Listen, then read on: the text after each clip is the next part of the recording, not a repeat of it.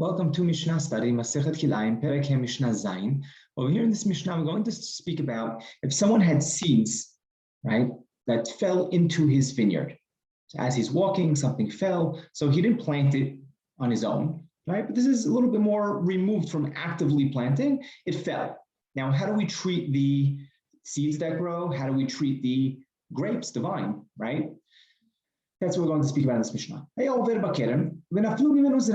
passing in the vineyard and some seeds, right? Seeds for planting, he's planting vegetables, whatever it may be. They fell into the vineyard.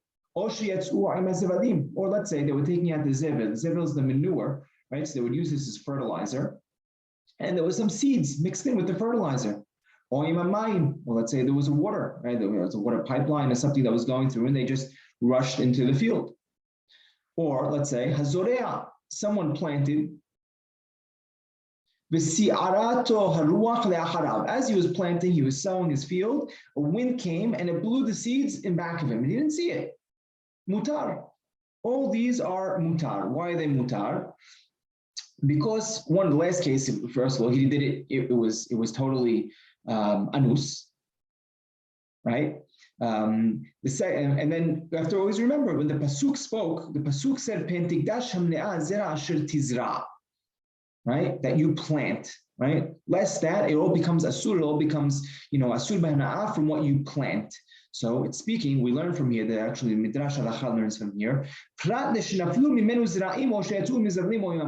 This comes to exclude, meaning specifically that you plant. It comes to exclude these three cases where it fell on their own. It went out with the fertilizer or with the water. Now, next case in Mishnah,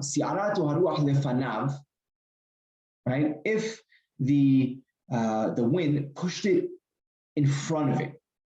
Right? He pushed the seeds in front of him. Now he sees it. He sees it falling in his field. So this he has to remove. Now let's say he didn't remove it. If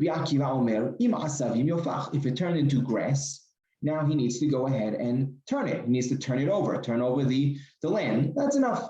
That's enough of a fix. But let's say vim aviv, right? Let's say it turned into aviv, right?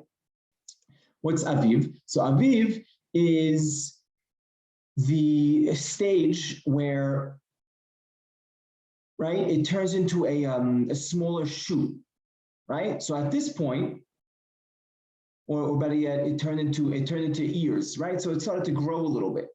So at this point, if it turned into aviv, he needs to beat it out.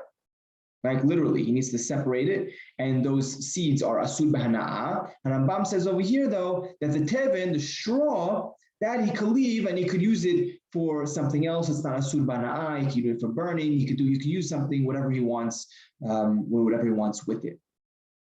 And the last case, hivia dagan yedalek. Right? Let's say it grew into grain totally. At this point, the whole thing needs to burn. You're not allowed to use it, right? This is what the pasuk says, pentikdash, right? Pentikdash, didmati tokad, and halacha is like Rabbi Akiva. I would just point out over here that in the second case where we said when it turned into some type of an ear, right, of grain, we said he's allowed to separate it and he's allowed to use the grains. In the halacha, in the hibur, he seems to say that you're not allowed to use that. It's also hasur b'hana'ah, and seemingly chozer bo from the way he explained this Mishnah. It's a machloket Resh Lakish and Rabbi Yochanan how to understand it. So over here, he seemed to explain it like Resh Lakish. In the hibur, though, in the Mishnah Torah, where he's posek halacha, he's posek like Rabbi Yochanan.